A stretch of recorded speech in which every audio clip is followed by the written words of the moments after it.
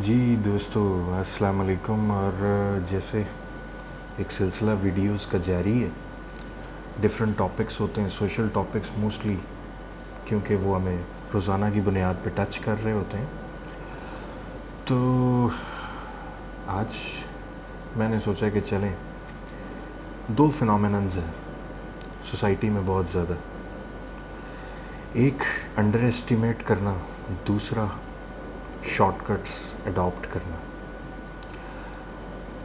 Under estimation itself एक बहुत बड़ा वाइड किस्म का टॉपिक है, इसको कवर ऑल दो नहीं किया जा सकता, मगर मार इंसान उस वक्त खा लेता है जिस वक्त अगले बंदे को अंडर एस्टिमेट किसी भी कैपेसिटी में कर रहा होता है, चाहे कोई डीलिंग है, चाहे कोई और चीज़ है।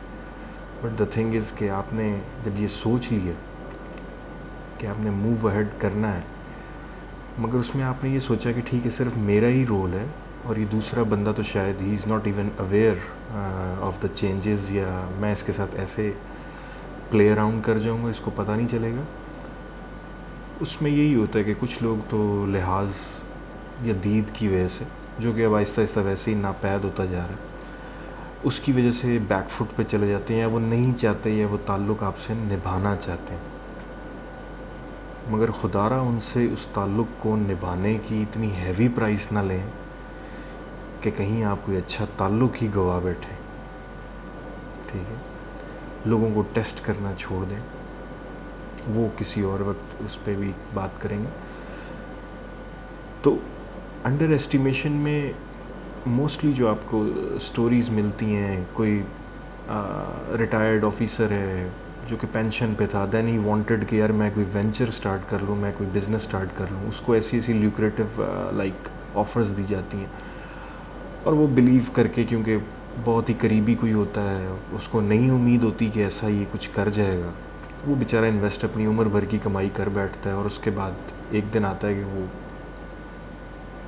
रिटर्न से हाथ धो बैठता है, और करने वाला बड़ा खुश होता है कि मैंने इसको बेवकूफ़ बना दिया, मैंने बेनिफिट उठा लिया।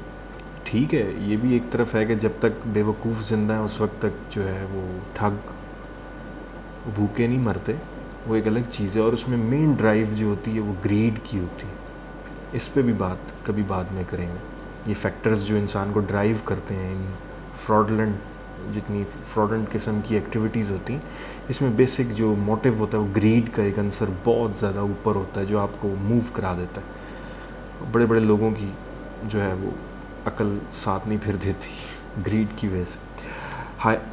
यानी कि हायर रिटर्न्स की उम्मीद दिलाई जाती है हमेशा।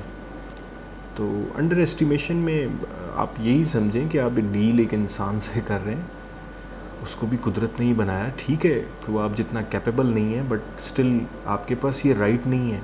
अगर आप के पास विजडम है तो काइंडली उसको पॉजिटिव साइड पे यूज़ करें, उसको कनिंग ना बन जाएं, क्रुक्स ना बन जाएं, कि वो हॉस्टिलिटीज़ ना नुकसान पहुंचे जिससे दूसरों की ज़ात को। खैर, beside from this under estimation के बाद जो हमारा मेन चीज़ थी वो अडेप्टेबिलिटी ऑफ शॉर्टकट्स है ओवरनाइट। उसमें हमारे पास मैंने खुद प्रैक्टिकली जो है वो डबल शाह एक इस सोसाइटी में एक हस्ती थी, और उस हस्ती ने लोगों को रिटर्न्स भी दिए, बल्कि लोगों का ज़्यादा रिजर्वेशन ये थी कि अब केस जो है वो चला गया नैब के पास शायद, तो अब हमें रिटर्न्स ना मिले।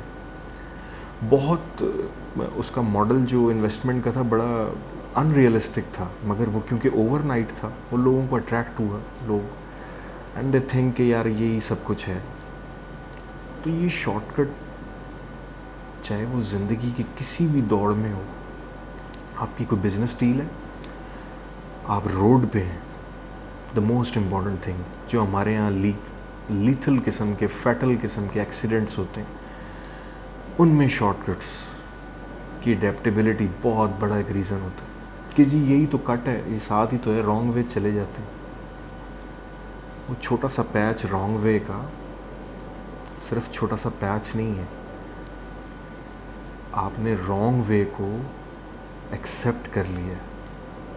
ऐसे करते करते जब वो ट्रेल बनती है, तो अब तो शायद स्पेशली लाहौर बाकी सिटीज़ में भी बहुत जगह मैंने देखा, लाहौर में मेट्रोपॉलिटन सिटी है, लोगों को सब कुछ पता है, एजुकेटेड भी हैं, अवेयरनेस भी है, फिर भी रोड सेफ्टी पे कॉम्प्रोमाइज़ कर जाते हैं।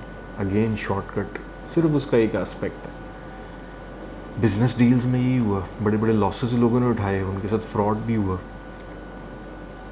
मैंने आपको बड़ी मिसाल डबल शाह की थी, उससे बड़ी मिसाल शायद और ना हो कि आपके पैसे डबल इतने दिन में, विदाउट एनी बिजनेस एक्टिविटी, आपने कुछ भी नहीं किया, कोई रेवेन्यू जनरेशन नहीं हुई, कैसे हो रहा है, nobody cares for it. लोगों ने बैंकों से पैसे निकाल के इवन प्लेज करा लिए, अपनी ऑर्नामेंट्स, गोल्ड ऑर्नामेंट्स को प्लेज करवा लिया, बैंकों से लोन ले लिए, बैंक खाली हो गए उस एरिए के। ये वज़ीराबाद, ये जहाँ भी ये इंसिडेंट हुआ, इवन कि इसके सियालकोट तक इसकी इम्प्लीकेशंस गई, कई गांव गुजरांवाला के साथ जो है वो भी इफ़ेक्ट हुए। तो हमें पता होता है कि अनरियलिस्टिक है सब कुछ है, फिर भी हम उसकी तरफ जो है वो मुतवज्जे होते हैं। और ये सिर्फ इस एक नहीं है इसका रुख, दूसरा रुख जो आपकी जितनी इल्लीगल एक्टिविटीज़ हैं, लाइक जुआ होता है, दूसरी चीज़ें होती हैं, उसके पीछे भी मोटिव यही है कि विदाउट एनी एफर्ट हर चीज़ डबल हो जाए। तो अभी खैर अज़ान स्टार्ट हो गई, तो फिर कभी सही, अपना ख्याल रखिए। अल्लाह हाफ़िज़।